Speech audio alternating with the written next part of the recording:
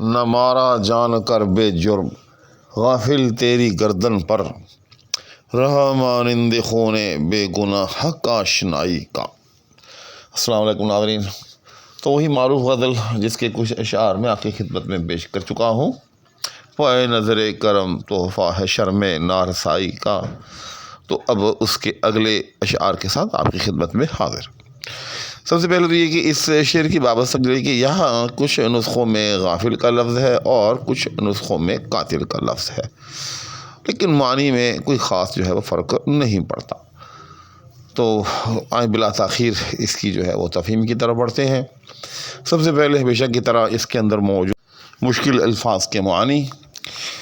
لیکن اس میں کوئی خاص ایسے مشکل الفاظ نہیں ہیں، لیکن پھر بھی تو شعر ہے، نہ مارا جان کر بے جرم، غافل تیری گردن پر۔ اس شعر کی تفہیم سے پہلے ایک مقدمے کے طور پر ایک بات کا جاننا بہت ضروری ہے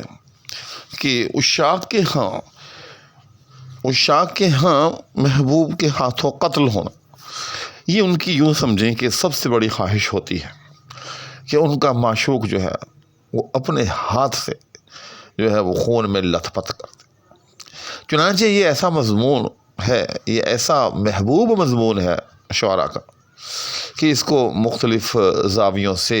مختلف شعراء نے ہمیشہ ہی باندھا ہے، اور غالب کے ہاں تو یہ مضمون جو ہے بہت مرتبہ جو ہے مختلف زاویوں سے مختلف انداز میں جو ہے وہ باندھا گیا ہے۔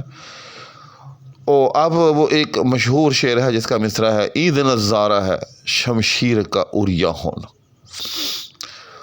بہت اشعار ہے، اگر میں ان کا حوالہ دینے لگ جاؤں تو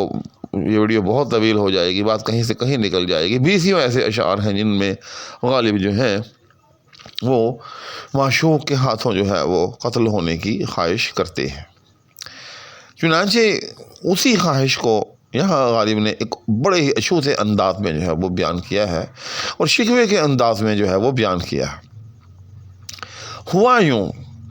کہ غالب جو ہے اپنی یہی خواہش لے کر کہ میرا محبوب میری گردن اڑا دے، محبوب کے پاس جو ہے حاضر ہوتے ہیں، لیکن جو اس کا معشوق ہے وہ کہتا ہے کہ میں گردن کیوں اڑاؤں،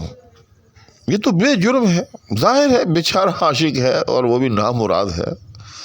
بے جرم ہے، تو میں اس کو جو ہے وہ کیوں قتل کروں، کیوں اس کی گردن اڑاؤں۔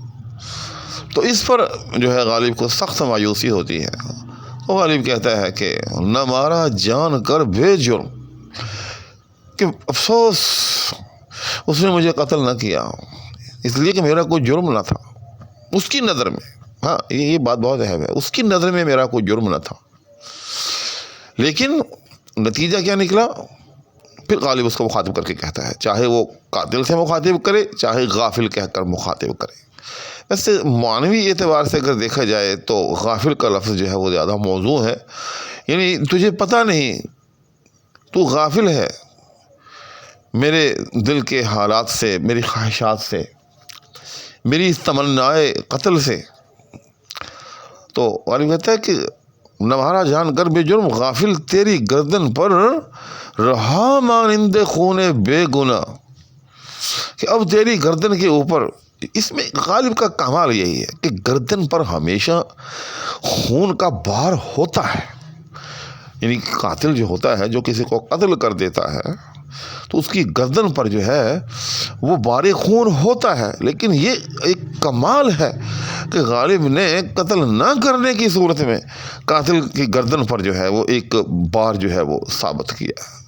تو غالب کہتا ہے کہ غافل تیری گردن پر، رہا مانند خون بے گناہ، یعنی جس طرح سے کوئی قاتل جو ہے وہ کسی بے گناہ کو جو ہے وہ قتل کر دے تو ظاہر ہے اس بے گناہ کا جو خون ہے، اس کا جو بار خون جو ہے اس کی گردن پر رہے گا۔ تو کہتا ہے کہ رہا مانند خون بے گناہ، دوسرا مصرع ہے، حق آشنائی کا،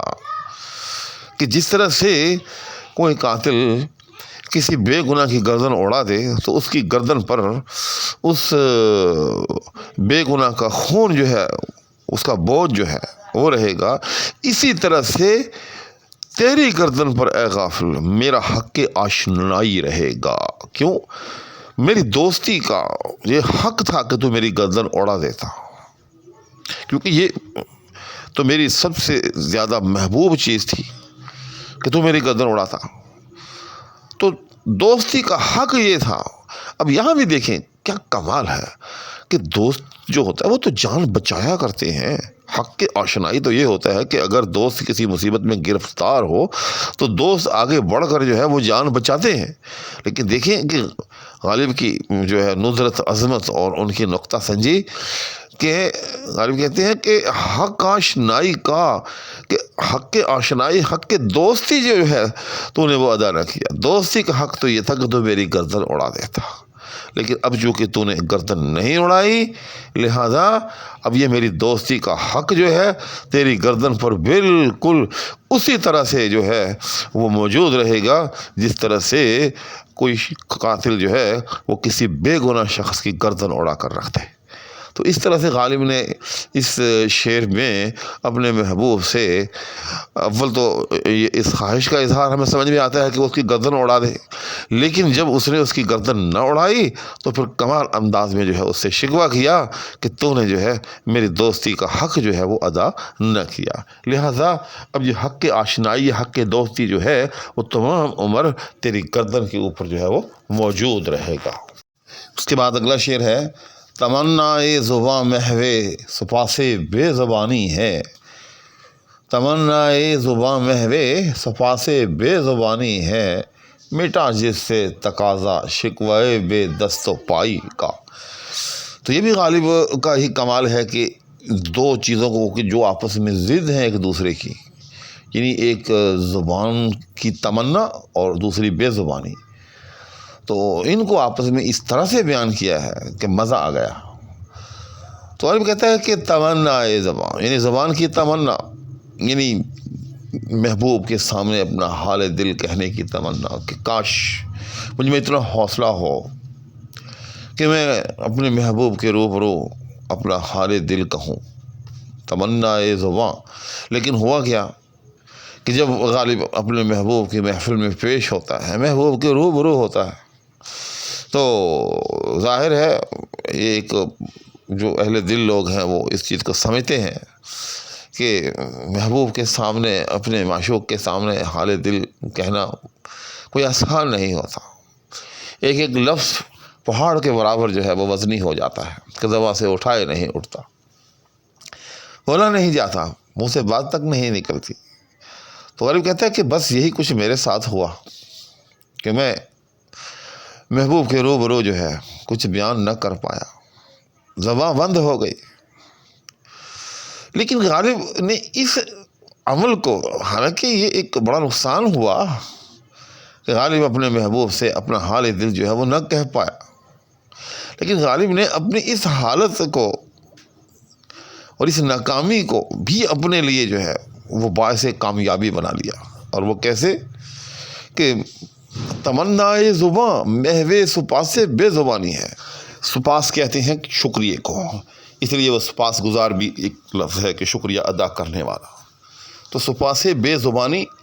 بے زبانی کا شکریہ ادا کرنا کہ یا اللہ تیرا شکر ہے کہ تو نے مجھے زبان نہیں دی، مجھے قوت گویائی نہیں دی، یا میری قوت گویائی سلب ہو گئی۔ کیا غالب کی غالبیت ہے۔ تو البتہ کہ یہی تمنا زبان، جب تک زبان کی تمنا تھی کہ میرے منہ میں زبان ہو اور میں محبوب سے اپنا حال دل کہوں، اب یہی وہ جو ایک جوہر ہے، یا یہی جو ایک خواہش ہے، وہ محو شکر ہے۔ شکر کس بات کا؟ کہ شکر ہے کہ میری گویائی کی جو قوت ہے، میری تاب گویائی جو ہے وہ سلب ہو گئی، مجھ سے بولا نہیں گیا، مجھے بے زبانی حاصل ہو گئی۔ اور ایسا کیوں ہے؟ ایسا کیوں ہے؟ ایسا اس لیے ہے جو کہ غالب نے دوسرے مصرعے میں بیان کیا کہ مٹا جس سے تقاضا شکوائے بے دست و پائی کا، کہ جس سے مجھ میں سے شکوہ کرنے کی جو صلاحیت ہے وہی ختم ہو گئی۔ اور جب کسی چیز کا شکوہ کرنے کا من نہ رہے تو اس کا مطلب یہ ہوتا ہے کہ آدمی کے دل سے اس چیز کی خواہش ہی جاتی رہتی ہے، اس چیز کی تمنا ہی نکل جاتی، اور سارا جھگڑا جو ہے وہ تمنا کا ہے۔ اگر آپ کے دل میں ایک چیز کی تمنا ہے، آپ اس کے لیے تڑپ رہے ہیں، تو پھر تو آپ اس کے لیے بے تاب ہوں گے۔ لیکن اگر کسی وجہ سے تمنا ہی جو ہے وہ دل سے نکل گئی، تو پھر آپ اس چیز کے لیے نہ تڑپیں گے، نہ بے تاب ہوں گے، نہ ہی کسی اذیت سے دوچار ہوں گے۔ تو آپ کہتے ہیں کہ مٹا جس سے تقاضا شکوائے بے دست و پائی کا۔ بے دست و پائی، دست کہتے ہیں ہاتھ کو، پا کہتے ہیں پاؤں کو، یعنی بے دست و پائی، بے دست و پا ہونا یعنی ہاتھ اور پاؤں کے بغیر ہونا۔ مراد اس سے یہ ہے کہ انسان جو ہے اس کو اسباب مہیا نہ ہو، جو چاہتا ہو وہ نہ کر سکے، بے دست و پا۔ چونکہ جس آدمی کے نہ پاؤں ہوں اور نہ ہاتھ ہوں، ظاہر ہے وہ نہ چل سکتا ہے، نہ پھر سکتا ہے، نہ کسی چیز کو پکڑ سکتا ہے۔ تو بس غالب کہتا ہے کہ مٹا جس سے تقاضا شکوائے بے دست و پائی کا، کہ جو میری حالت ہے، جو میں چاہتا ہوں وہ کر نہیں پاتا، تو جب قوت گویائی ہی سلب ہو گئی، شکوہ کرنے کی طاقت ہی جاتی رہی، جس زبان سے شکوہ کرنا تھا وہ زبان ہی بے زبانی میں بدل گئی، تو اس کا ایک نتیجہ یہ نکلا کہ میرے اندر سے خواہشات ہی ختم ہو گئی۔ میرے اندر جو کمیاں تھیں، جو کوتاہیاں تھیں، میں جو بے سر و پا تھا، اور وہ بے سر و پائی جو تھی میرے اندر، یہ کبھی کبھی تقاضا کرتی تھی کہ میں اپنا احوال جو ہے وہ جا کے محبوب کے گوش گزار کروں۔ وہ تمنا ہی اور وہ تقاضا ہی جو ہے وہ نکل گیا۔ تو اس طرح سے غالب نے کمال مہارت اور خوبصورتی کے ساتھ تمنائے زباں کو جو ہے الٹا جو ہے وہ صفا سے بے زبانی میں، یعنی بے زبانی کا شکر ادا کرنے میں جو ہے وہ مبدل کر دیا، اس میں تبدیل کر دیا۔ تو امید ہے کہ آج کی ویڈیو میں بھی یہ 2 اشعار جو ہیں آپ کو پسند آئے ہوں گے۔ یہ نسبت آسان اشعار تھے، لیکن غالب ہے، غالب نے ان اشعار میں بھی مختلف جہتوں سے نکات جو ہے وہ پیدا کرنے کی ایک کامیاب کوشش کی ہے۔ چنانچہ اسی پر دعاؤں کی درخواست کے ہمراہ اور آپ کے لیے بھی ڈھیروں دعاؤں کے ساتھ اجازت چاہوں گا۔ اللہ نگہبان۔